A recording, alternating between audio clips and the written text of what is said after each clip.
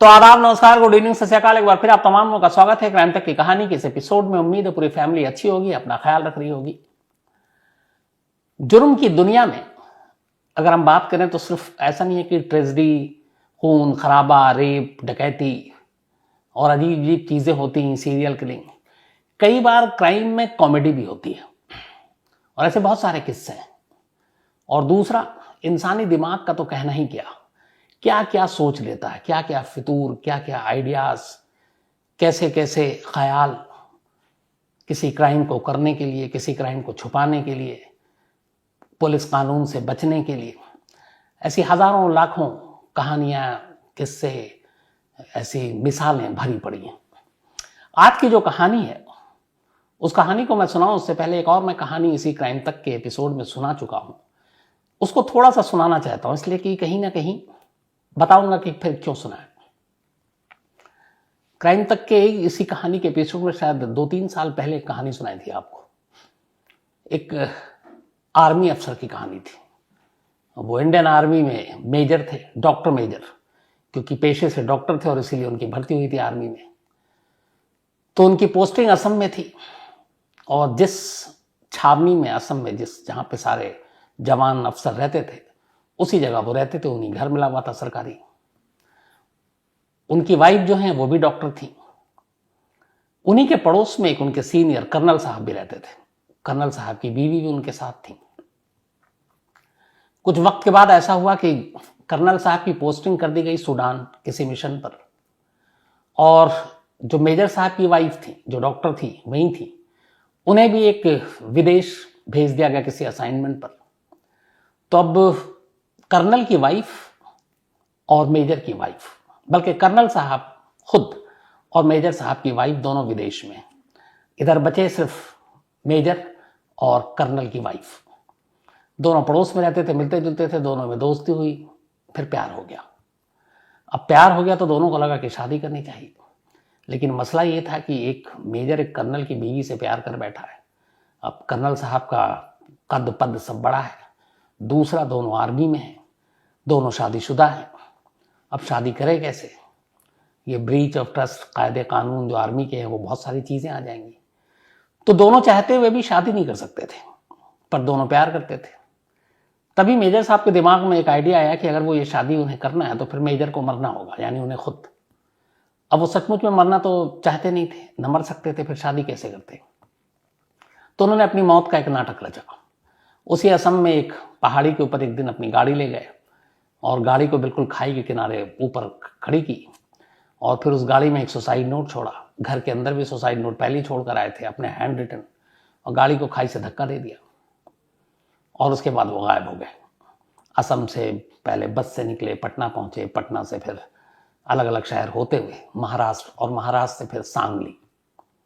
अब इधर मेजर साहब गायब, उन्हें ढूंढा जा रहा है। काफी तलाश की गई, मिले नहीं। इधर मेजर साहब की इस गुमशुदगी से 2-4 दिन पहले कर्नल साहब की बीवी असम छोड़कर अंडमान पहुंच जाती हैं। अब चूंकि इन दोनों के बीच का जो प्यार था वो किसी को मालूम नहीं था कि दोनों प्यार करते हैं, तो कर्नल की बीवी की गुमशुदगी और मेजर साहब का खुद गायब होना किसी को पता ही नहीं चला, कोई शक नहीं हुआ, दोनों कड़ियों को जोड़ा नहीं गया। लेकिन सुसाइड नोट मिला, उसमें लिखा था मैं डिप्रेशन में हूं और ये हूं, और मेजर साहब ने कहा मैं सुसाइड कर रहा हूं। तो गया कि चलो खुदकुशी का मामला है। अब ये सारी चीजें हो गई, लेकिन कुछ वक्त के बाद, करीब 2 महीने के आसपास की बात है, ये 2000 शायद 7-8 की बात है। तो मेजर साहब के गुम हुए 2 महीने हुए थे। अचानक उनके मोबाइल का बिल उनके उसी सरकारी घर में आता है, मेजर के। वो बिल जो है वो वहां के अफसर उठाते हैं, मेजर साहब तो मर चुके थे। तो उस मोबाइल के बिल को जब देखते हैं, इधर जो आर्मी की मिलिट्री इंटेलिजेंस है वो तलाश कर रही है कि मौत की वजह क्या है, जांच वांच, चूंकि बहुत सारी चीजें आर्मी में। तो जब उस मोबाइल बिल को भी उन्होंने अपनी तफ्तीश में जोड़ लिया तो उसमें देखा अचानक कि एक नंबर है जो अंडमान का है, और मौत से पहले खुदकुशी जब उन्होंने किया, करीब 3:30 बजे ये के आसपास में कॉल था उसी डेट का, और 4 बजे के आसपास उनकी मौत की बात हुई। तो मिलिट्री इंटेलिजेंस को लगा कि ये अंडमान में किससे बात कर रहे हैं, तो पता चला कि वहां एक नेवी अफसर का नंबर है वो। अब उस नेवी अफसर तक टीम पहुंची तो पता चला कि नेवी अफसर ने कहा फोन आया था, असल में उन्होंने अपनी एक महिला मित्र को यहाँ ठहराने का इंतज़ाम करने के लिए कहा था, तो मैंने ठहरा दिया। तो उन्होंने पूछा वो महिला मित्र कौन थी, तो उन्होंने कहा मैं तो जानता नहीं हूँ, लेकिन मैंने एक जगह ठहरा दिया। तो अब आर्मी की टीम उस होटल में पहुंची, उसने कहा कि इतनी इतनी तारीख को कोई महिला आकर ठहरी थी। उन्होंने कहा हाँ। अब चूंकि पुलिस अभी तफ्तीश कर रही है मेजर साहब की, कर्नल साहब की बीवी तो सीन में ही नहीं है, तो वहाँ उन्होंने कहा कि हाँ आई थी। तो उन्होंने कहा कि कुछ हुलिया वुलिया बताए, तो जो हुलिया वुलिया बताया उनमें से एक अफसर ने कहा कि ये तो कर्नल साहब की बीवी से हुलिया बड़ा मैच कर रहा और वो भी गायब है। फिर तस्वीर मंगाई गई, दिखाया गया होटल स्टाफ को, उसने कहा यही ठहरी थी। अब ये हुआ कि मौत से जस्ट पहले मेजर साहब फोन कर रहे हैं, कर्नल की बीवी को वहाँ ठहरा रहे हैं, कर्नल की बीवी भी गायब है, तो ये इशू मामला क्या है। अब इसके बाद पूछा गया कि यहाँ से मैडम कहाँ गई, तो उन्होंने बताया कि यहाँ से उन्हें शायद पहले चेन्नई जाना था और फिर चेन्नई के बाद उन्होंने कहा था कि मुझे सांगली जाना है। अब ये अहम जानकारी मिली तो फिर मेजर साहब की भी खंगाली गई कुंडली, पता चला वो महाराष्ट्र से ताल्लुक़ रखते हैं। अब मिलिट्री इंटेलिजेंस की टीम लग गई पीछे, करते करते ये लोग सांगली पहुँचे। सांगली पहुँचे तो इन्हें पता था कि मेजर साहब डॉक्टर हैं और वो कैंसर स्पेशलिस्ट थे और कहीं ना कहीं वो बेरोजगार तो रहेंगे, नौकरी करेंगे। तो सांगली के हर छोटे बड़े अस्पताल में मिलिट्री के लोगों ने उनकी तलाश शुरू की और आखिरकार कामयाबी मिली। एक अस्पताल में पता चला कि हाँ इस नाम के शख्स यहाँ काम करते हैं और उन्होंने हिम्मत ये थी कि उन्होंने अपना नाम तक नहीं बदला था। पता लेकर मिलिट्री वाले घर पहुंचे तो हैरान, सामने मेजर साहब और कर्नल की बीवी दोनों मौजूद। पता चला दोनों ने शादी कर ली, लेकिन चूंकि आर्मी के कायदे कानून बहुत सारी चीज़ें तोड़ी, अपने सीनियर अफसर की बीवी को भगाया, शादी की, तो फिर उन दोनों को लेकर आया गया असम, कोर्ट मार्शल हुआ, उनको सज़ा दी गई और फिर उसके बाद वो बरी भी हो गए। बरी होने के बाद अब कहते हैं कि दोनों पति पत्नी गुमनाम जिंदगी बिता रहे हैं और बारे में उनके किसी को पता नहीं। उनकी पत्नी का कोई जुर्म नहीं था, वो आदमी में थी भी नहीं थी, एक वाइफ थी। उधर हाँ फिर ये जब सच्चाई सामने आई तो कर्नल साहब ने अपनी बीवी को तलाक दे दिया और मेजर साहब की बीवी ने, जो पहली बीवी थी, उन्होंने उनको तलाक दे दिया। तो अब मेजर साहब और कर्नल की जो बीवी हैं दोनों शादीशुदा हैं और दोनों कहीं गुमनाम जिंदगी जी रहे हैं। ये कहानी आपको क्यों सुनाई, इस कहानी में बहुत सारे पेचो खम थे। अब आज की कहानी सुनाता हूँ, उससे थोड़ा सा आपको अंदाजा लगेगा। बात इसी सर मतलब महीने 25 जुलाई की है, आज 30 जुलाई है, 5 दिन पुरानी। 25 जुलाई की तारीख थी, शाम का वक्त था, करीब 7 बज रहे होंगे, सूरज ढलने वाला था। हैदराबाद में रहने वाला एक शख्स जो एक फार्मेसी की कंपनी में मुलाजिम था, अपला राजू, वो अपनी बीवी के साथ विशाखापट्टनम की बड़ी मशहूर बीच पर घूमने गया था और इस बीच का नाम था रामाकृष्ण बीच, जिसको आरके बीच के नाम से वहां पे विशाखापट्टनम में लोग जानते हैं। तो अपला राजू और उसकी बीवी साई प्रिया, ये दोनों उस बीच पर घूमने गए 25 जुलाई को। और ये 25 जुलाई इन दोनों की जिंदगी के लिए बड़ा खास था, बहुत ही खास तारीख थी, क्योंकि ठीक 2 साल पहले 25 जुलाई 2020 को अपला राजू और साई प्रिया की शादी हुई थी। तो 25 जुलाई को इन दोनों की शादी की सालगिरह थी। इन्होंने कहा कि चलो कहीं सालगिरह को अच्छे से मनाते हैं। तो हैदराबाद से दोनों फिर विशाखापट्टनम पहुंचे और वहाँ इधर उधर घूमते रहे। पहले दिन में मंदिर गए, मंदिर में दर्शन किया, फिर शाम को ये होगा कि चलते हैं आर के बीच घूमते हैं। दोनों आर के बीच गए, खूब मस्ती की। साई प्रिया खूब पानी से खेल रही है, समंदर की लहरों से। धीरे धीरे शाम होने लगा, अंधेरा होने वाला था। इधर इसी बीच में साई प्रिया समंदर के किनारे, आमतौर पर जो सैलानी होते हैं, वो सेल्फी ले रही थी अपने मोबाइल से। लहरें आ रही थी, जा रही थी, वो सेल्फी ले रही थी। उसका पति अपला राजू भी बड़ा खुश था कि बीवी खुश है, तो वो भी उसको देख रहा था। इस दौरान में अपला राजू का कोई कॉल आ गया, तो वो कॉल में बिजी हो गया, फोन पे बात करने लगा। 2-4 मिनट का वक्त होगा। बात करने के बाद जब उसने फोन रखा, पलटा तो देखा प्रिया साई तो है नहीं, वो अभी सेल्फी ले रही थी। अब उसने आवाज दी, बहुत सारे और सैलानी थे, बट मिली नहीं। फिर इधर उधर वो ढूंढना शुरू किया, लगा कि कहीं आसपास कुछ खाने पीने का सामान, आइसक्रीम कुछ और खरीदने चली गई होगी, चाट वाट, लेकिन वो मिली नहीं। वो बीच के किनारे पूरा उसने छान मारा, आवाज बेतहाशा दे रहा है, पूछ रहा है, लोगों से पूछ रहा है, लेकिन साई प्रिया का कोई पता नहीं। अब पहली बार इतनी तलाश के बाद जो पति है उसका, अपला राजू, वो घबरा गया। उसे ये लगा कि वो समंदर के बिल्कुल किनारे थी और सेल्फी ले रही थी, लहरें आ रही थी, जा रही थी। ऐसा तो नहीं कि लहरों के बीच में वो बह गई और समंदर में जाकर डूब गई। तरह तरह के उसको ख्याल आने लगे। वो बदहवास भागता हुआ वहां पे जो कोस्ट गार्ड और वो सारे गोताखोर और वहां पे जो बीच में पुलिस वाले थे, उनके पास गया और उसने बताया कि ऐसे ऐसे मेरी बीवी सेल्फी ले रही थी और अचानक गायब हो गई है और आसपास कहीं नहीं है, मुझे लगता है कि कहीं समंदर की लहरों में वो खो तो नहीं गई। अब वो सब भी सुनते हैं, फ़ौरन हरकत में आते हैं। जो कोस्ट गार्ड और तमाम लोगों को उनको चौकन्ना किया जाता है, गोताखोरों को बुलाया जाता है, तलाश शुरू होती है। तब तक अंधेरा हो गया था, लेकिन फिर भी बहुत सारे लोग उस बीच के किनारे तलाश शुरू कर देते हैं। इधर अपना राजू अपने घर वालों को भी फ़ोन करता है, ससुराल वालों को भी फ़ोन करता है कि ऐसी ऐसी बात हो गई, वो भी घबरा जाते हैं। अब रात को भी सर्च ऑपरेशन शुरू है, ढूंढ रहे हैं। बाकायदा जहाज के जरिए भी पानी के ढूंढना शुरू किया गया। पूरी रात बीत गई, फिर युवा की सुबह तलाशेंगे। वक्त इधर जैसे जैसे बीत रहा है, अपना राजू को अजीब अजीब ख्याल आ रहा कि पता नहीं उसकी बीवी के साथ क्या हो गया, और ये इतना अच्छा दिन, शादी की दूसरी सालगिरह, और उसे रह रहकर यही ख्याल आ रहा है कि कहीं वो समंदर की लहरों ने उसे निकल तो नहीं लिया। अभी सर तलाश जारी है। अगले दिन सुबह हुई, इसके बाद नेवी, कोस्ट गार्ड, गोताखोर, पुलिस, ये सारे लोग तलाश में लग गए। तलाश जोरों शोर से जारी है। फिर युवा के पानी के 2-2 जहाज का इस्तेमाल किया गया आसपास में दूर दूर तक, कि शायद अगर वो डूब गई है तो कोई लाश ही मिल जाए। किनारे इधर उधर पत्थरों में तमाम तलाश नहीं। फिर बाकायदा चेतक हेलीकॉप्टर को बुलाया गया और उसके जरिए तलाश शुरू हुई कि शायद मिल जाए। बहुत सारे लोग लगे रहे, नेवी के, कोस्ट गार्ड के, गोताखोर, लेकिन साई प्रिया का कोई सुराग नहीं मिला। अगला दिन भी पूरा बीत गया, तलाश जारी रही, लेकिन कुछ नहीं हुआ। फिर रात हो गई, अंधेरा हो गया। फिर युवा के अगले दिन सुबह करेंगे। अगले दिन सुबह से फिर तलाश शुरू। गोताखोर दूर दूर तक ढूंढ रहे हैं समंदर के नीचे।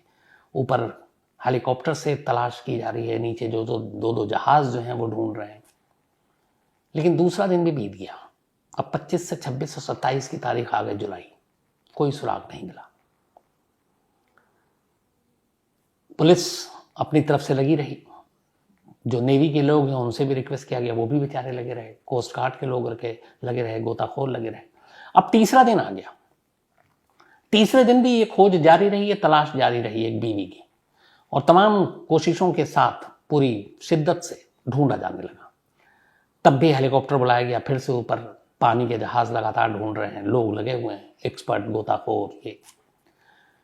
लेकिन करीब अब 65-70 घंटे हो गए, सुराग नहीं मिला। अब जैसे जैसे वक्त बीतता जा रहा था, यही हो गया कि अब शायद साई प्रिया नहीं मिलेगी, और चूंकि बाहर में भी है नहीं, पानी के अंदर भी नहीं मिल रही है, लाश भी नहीं मिली है, तो धीरे धीरे उम्मीद कम होती जा रही है। और ये था कि शायद चूंकि बंगाल की खाड़ी है वो समंदर, तो लाश बहकर कहीं दूर चली गई है। लेकिन दूर तक ढूंढा हेलीकॉप्टर के जरिए, पानी के जहाज बहुत दूर के समंदर के अंदर तक गया, लेकिन कोई फायदा नहीं हुआ।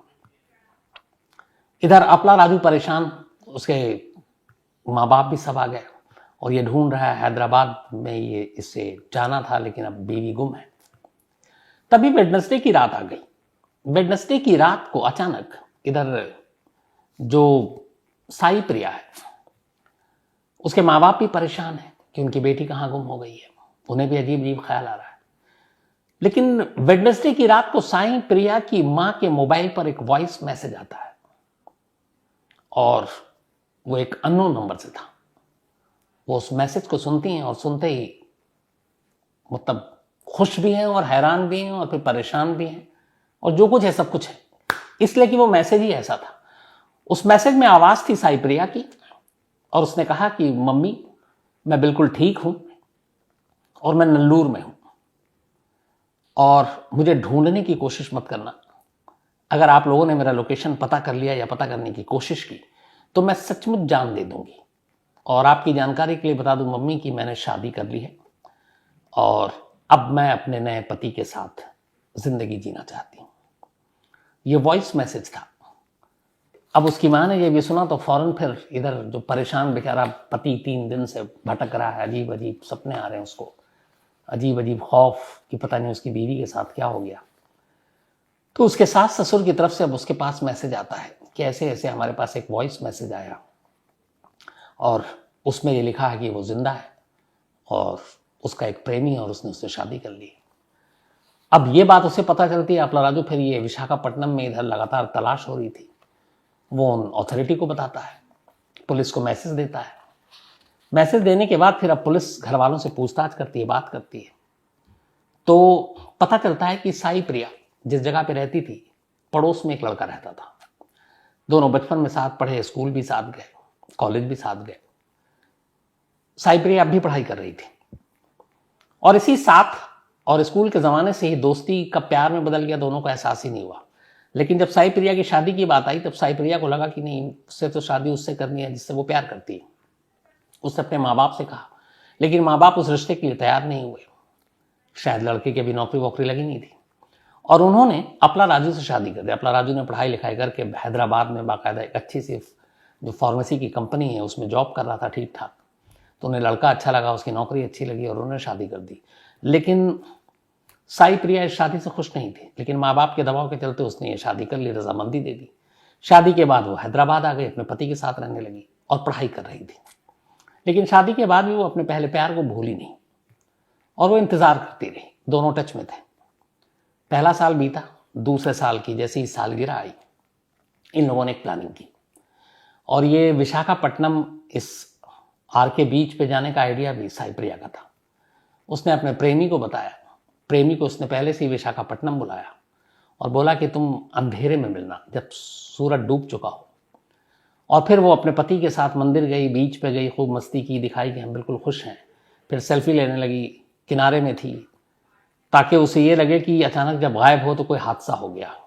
और सेम वही हुआ, उसका प्रेमी भी वहीं पे घूम रहा था और अचानक जब फ़ोन आया उसके पति का, वो मौका मिला 2-4 मिनट का, फ़ौरन वो किनारे से निकली प्रेमी के साथ, वहाँ से स्टेशन भागी, स्टेशन पर ट्रेन पकड़ी, ट्रेन पकड़ कर वो नेल्लूर पहुँच गई और वहाँ जाकर उसने शादी कर ली। पर उसे फिर लगा कि उसके माँ बाप बहुत परेशान होंगे, तो उसने अपने पति के मोबाइल से अपनी माँ को ये वॉइस मैसेज भेजा कि मैंने शादी कर ली और मुझे ढूंढे नहीं।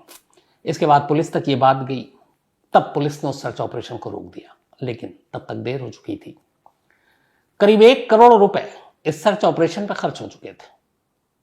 साई प्रिया की तलाश में 25 जुलाई की शाम से लेकर बुधवार की रात तक एक हेलीकॉप्टर, 2 पानी के जहाज, दर्जनों गोताखोर, coast guard, Indian navy, police, इन तमाम लोगों ने जो मेहनत की और जो साजो सामान इस्तेमाल किया इस तलाश के लिए, उन तमाम चीज़ों का खर्चा करीब 1 करोड़ रुपए बैठ चुका था। 1 करोड़ रुपए एक ऐसी बीवी की तलाश में लगा दिए गए जो कभी भागी ही नहीं थी, जो कभी गुम ही नहीं हुई थी, बल्कि उसे इश्क था और अपने आशिक तक पहुंचने के लिए उसने ये पूरा ड्रामा रचा था। और फिर अपने आशिक तक पहुंच भी गई, फिर दोस्ती भी जो है वो रिश्ते में बदल गया, उसने शादी कर ली। और यहाँ बेचारा पहला पति बदहवास अपनी बीवी को उसी आलम में ढूंढ रहा है, दर दर भटक रहा है, रो रहा है, सोच रहा है पता नहीं क्या कुछ हो गया हो। और उधर बीवी थी कि वो दूसरे दूल्हे के साथ कहीं और। तो पहली कहानी आपको इसलिए सुनाई थी जो आर्मी वाली, इश्क में कई सारी ऐसी कहानियां हुई।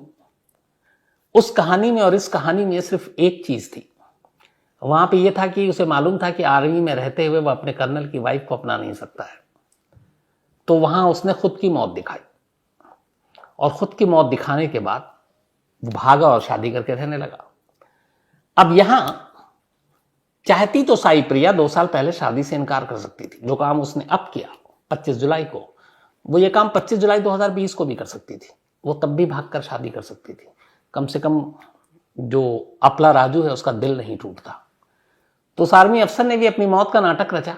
इसने भी इस समंदर के किनारे साहिल पर अपनी मौत का ही नाटक रचा था एक तरह से, क्योंकि इस शाम के अंधेरे में इस तरह सेल्फी लेते लेते किनारे गई और ताकि दुनिया उसके पति को ये लगे कि वो डूब गई और मर गई। तो इन दोनों कहानियों में इत्तेफाक से एक ये समानता नजर आ रही थी। तो ये थी आज की कहानी, लेकिन कहानी खत्म करूं उससे पहले आज अपना सिलसिला अब आगे बढ़ाते हैं। आज लतिका जी का जन्मदिन है। हैप्पी बर्थडे लतिका जी। और बहुत पहले से मुझे क्षितिजा ने ये बोल रखा था और कल भी मुझे याद दिलाया गया था, तो थैंक यू सो मच। और आप कहानी सुनते हैं, आपके इस प्यार के लिए ऊपर वाला आपको हमेशा अच्छा रखे, आप हमेशा खुश रहें। तो happy birthday once again Latika ji. इसके अलावा अहमद खान साहब की वाइफ का भी आज जन्मदिन है, तो हैप्पी बर्थडे। आपने नाम लिखा नहीं है और ये सिरसी कर्नाटक से हैं। वंश भंडारी भटिंडा से आज इनका भी जन्मदिन है। हैप्पी बर्थडे वंश साहब। और जी एग्जाम में अपेयर हो रहे हैं, तो ऑल द बेस्ट आपकी कामयाबी के लिए। मोहित ठाकुर, इनका भी आज जन्मदिन है। हैप्पी बर्थडे मोहित। और सत्यम उपाध्याय ने भेजा है। साथ ही संस्कार का भी आज जन्मदिन है, तो बहुत बहुत मुबारक संस्कार। और इनकी फैंसी हैं सेजल फोलानी, बल्कि सेजल तोलानी, सॉरी, उन्होंने भेजा है। इसके अलावा शेरविन पासपोर्ट वाला, इनका कल बर्थडे था, तो बिलेटेड हैप्पी बर्थडे शेरविन। और रश्मि सोनी जी का भी जन्मदिन है, तो हैप्पी बर्थडे रश्मि। और विशाल इनके भाई, उन्होंने भेजा है। मोहम्मद मदनी नागौरी, इन्होंने एक मेल लिखा है। उन्होंने कहा है कि 75 साल भारत की के होने जा रहे हैं आज़ादी के, और उस मौके पर क्राइम तक फैमिली से एक कहा जाए कि अच्छे से 15 अगस्त को ही मनाया जाए, कम से कम स्वच्छता अभियान हो, पेड़ पौधे लगाने जैसी अच्छी चीज़ें। तो ज़रूर आपके ख्याल बड़े अच्छे हैं। रवि कुमार, मैं बिल्कुल आपसे नाराज़ नहीं हूँ, उन्होंने मेल में लिखा मैं नाराज़ हूँ, बिल्कुल नहीं हूँ। इसके अलावा पतराम हरदू बीकानेर से हैं, राम राम पतराम साहब। अशोक वैष्णव, इसके अलावा सुरेंद्र हैं स्पेन से, और लुटेरी दुल्हन पंजाब की कहानी सुनना चाहते हैं।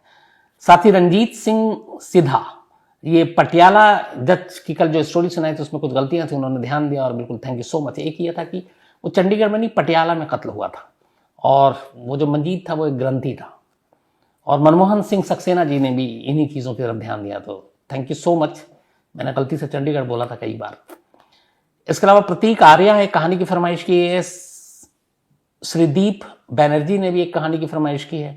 अनु शर्मा जी ने भी की है। इसके अलावा रवि कुमार, आरती और छोटू केस में क्या हुआ अभी तक कोई अपडेट नहीं है इसमें। देवव्रत द्विवेदी बस्ती से हैं, और थैंक यू सो मच, और एक कहानी की भी उन्होंने फरमाइश की है। साथ ही इसरार अहमद गैंगटॉक से आईटीबीपी में, थैंक यू सो मच। और राहुल यादव, तो तमाम लोगों का शुक्रिया। तो आज कहानी में इतना ही। अब कल है संडे, तो उम्मीद यही है कि कल छुट्टी हो, कल कोई बड़ा क्राइम ना हो, ताकि छुट्टी मना सकूं। मुलाकात होगी अब आपसे मंडे किसी नई कहानी के साथ। तब तक अपना ख्याल रखिएगा। Thank you very much.